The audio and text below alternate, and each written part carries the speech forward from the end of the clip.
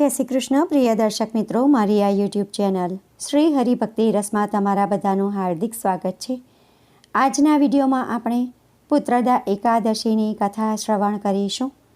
આના આગળના વિડીયોમાં આપણે પુત્રદા એકાદશી કયા દિવસે ઉજવવાની છે, મુહૂર્ત કયું છે, શુભ યોગ કયા છે, આ દિવસની પૂજા વિધિ શું છે તથા આ દિવસે શું કરવું શું ન કરવું, કયા ઉપાયો કરવાના, એ બધું જ આપણે જાણ્યું છે।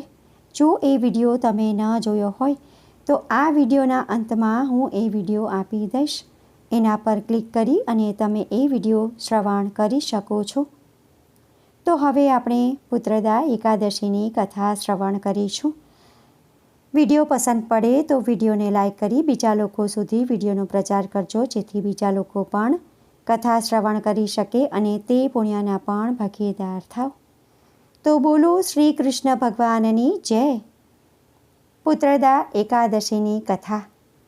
યુધિષ્ઠિરે પૂછ્યું, હે પ્રભુ, શ્રાવણના શુક્લ પક્ષમાં જે એકાદશી આવે છે એનું વર્ણન મને કહી સંભળાવો। ત્યારે ભગવાન શ્રી કૃષ્ણ બોલ્યા, હે રાજન, પ્રાચીન કાળની વાત છે। દ્વાપર યુગના પ્રારંભનો સમય હતો। મહિષ્મતીપુરના રાજા મહિજીત પોતાના રાજ્યનું પાલન કરતા હતા અને ભક્તિભાવપૂર્વક રહેતા હતા। પોતાનું જીવન ભક્તિભાવમાં વિતાવતા હતા, પરંતુ એમને કોઈ પુત્ર નહોતો। આથી એ રાજ્ય એમને સુખદાયક પ્રતીત થતું નહોતું। પોતાની અવસ્થા જોઈને રાજાને બહુ ચિંતા થતી હતી।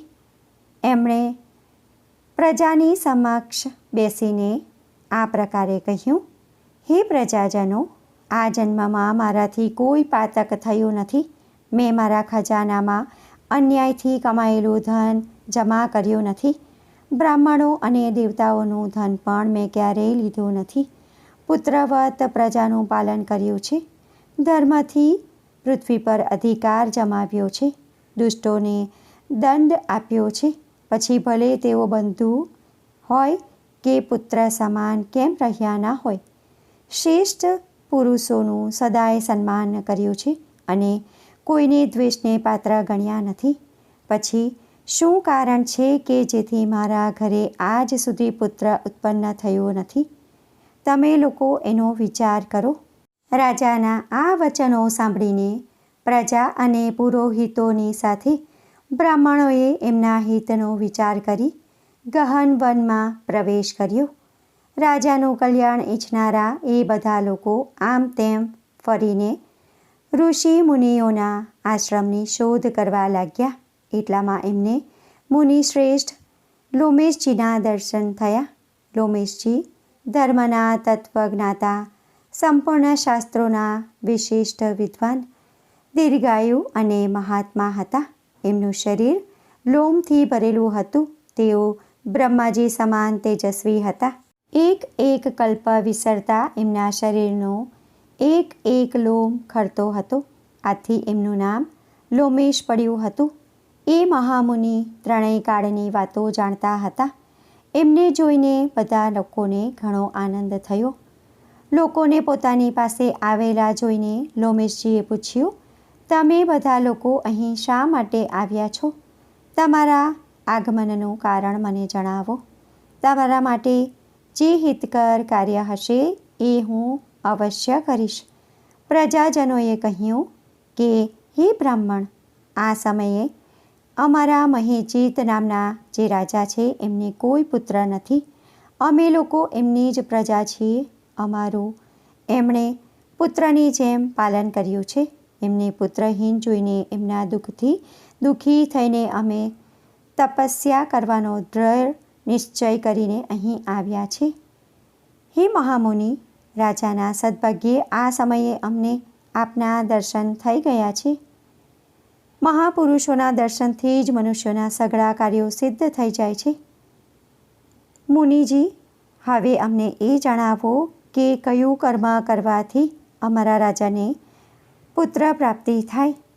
એમની વાત સાંભળીને મહર્ષિ લોમેશ બે ઘડી ધ્યાનમગ્ન થઈ ગયા। ત્યારબાદ રાજાના પૂર્વજન્મનો વૃત્તાંત જાણીને એમણે કહ્યું, હે પ્રજાજનો, તમારા રાજા પૂર્વજન્મમાં મનુષ્યનું લોહી ચૂસનારા ક્રૂર વેશ્ય હતા. એ વેશ્ય ગામડે ગામડે ફરીને વ્યાપાર કરતા હતા. એક દિવસ જેઠ માસના શુક્લ પક્ષમાં આવતી એકાદશી તિથિએ જ્યારે બપોરનો સૂર્ય તપતો હતો ત્યારે એ કોઈ ગામની સીમામાં એક જળાશયે પહોંચ્યા. પાણીથી ભરેલી વાવડી જોઈને વૈશ્યે ત્યાં પાણી પીવાનો વિચાર કર્યો. એટલામાં ત્યાં પોતાના વાછરડાની સાથે ગાય પણ આવી પહોંચી. એ તરસથી પીડિત અને તાપથી વ્યાકુળ હતી. આથી વાવડીમાં જઈને પાણી પીવા લાગી. વૈશ્યે પાણી પીતી ગાયને હાંકીને દૂર હટાવી દીધી અને પોતે પાણી પીધું. ગાયની આંતરડી કકડાવાના પાપ કર્મના કારણે રાજા આ સમયે પુત્રહીન થયો છે. બીજા કોઈ જન્મના પુણ્યથી એને નિષ્કંટક રાજ્યની પ્રાપ્તિ થઈ છે. પ્રજાજનોએ કહ્યું, હે મુનિવર, પુરાણોમાં ઉલ્લેખ છે કે પ્રાયશ્ચિત રૂપ પુણ્યથી પાપો નષ્ટ થાય છે. માટે એવા પુણ્યકર્મનો ઉપદેશ આપો કે જેનાથી અમારા રાજાના પાપ નષ્ટ થઈ જાય અને એમને પુત્ર રત્ન પ્રાપ્ત થાય. લોમેશજી મહારાજ બોલ્યા, પ્રજાજનો, શ્રાવણ માસના શુક્લ પક્ષમાં જે એકાદશી આવે છે એ પુત્રદાના નામે વિખ્યાત છે. એ મનોવાંછિત ફળ આપનારી છે અને પુત્ર પ્રાપ્તિ કરાવનારી છે. તમે લોકો એનું વ્રત કરો અને એનું પુણ્ય તમારા રાજાને અર્પણ કરો, જેથી રાજાને જરૂર સંતાન થશે. આ સાંભળીને મુનિને નમસ્કાર કર્યા અને નગરમાં આવી વિધિપૂર્વક પ્રજાજનોએ પુત્રદા એકાદશીના વ્રતનું અનુષ્ઠાન કર્યું. એમણે વિધિપૂર્વક જાગરણ પણ કર્યું અને એનું નિર્મળ પુણ્ય રાજાને અર્પણ કરી દીધું. ત્યારબાદ રાણીએ ગર્ભધારણ કર્યો અને પ્રસવનો સમય આવતા એક તેજસ્વી પુત્રને જન્મ આપ્યો. આખા રાજ્યમાં આનંદ છવાઈ ગયો. પુત્રદા એકાદશીના વ્રતથી મનુષ્યો પાપમાંથી મુક્ત થઈ જાય છે તથા પુત્રની પ્રાપ્તિ કરે છે. ઇન્દ્રલોકમાં સુખ ભોગવીને પરલોકમાં સ્વર્ગીય ગતિને પ્રાપ્ત થાય છે. અંતે ભગવાન શ્રી વિષ્ણુના ધામને પ્રાપ્ત કરે છે. તો ભક્તો, આ હતી પુત્રદા એકાદશીની વ્રતકથા. જો તમે વ્રત કરો છો કે નથી કરતા તો પણ તમારે આ કથા અવશ્ય શ્રવણ કરવી જોઈએ, જેનાથી તમને અનેક ગણું પુણ્ય પ્રાપ્ત થશે. તમને મનવાંછિત ફળની પ્રાપ્તિ થશે. ભગવાન શ્રી વિષ્ણુ ખૂબ જ પ્રસન્ન થશે તથા તેમના આશીર્વાદ પણ તમને પ્રાપ્ત થશે.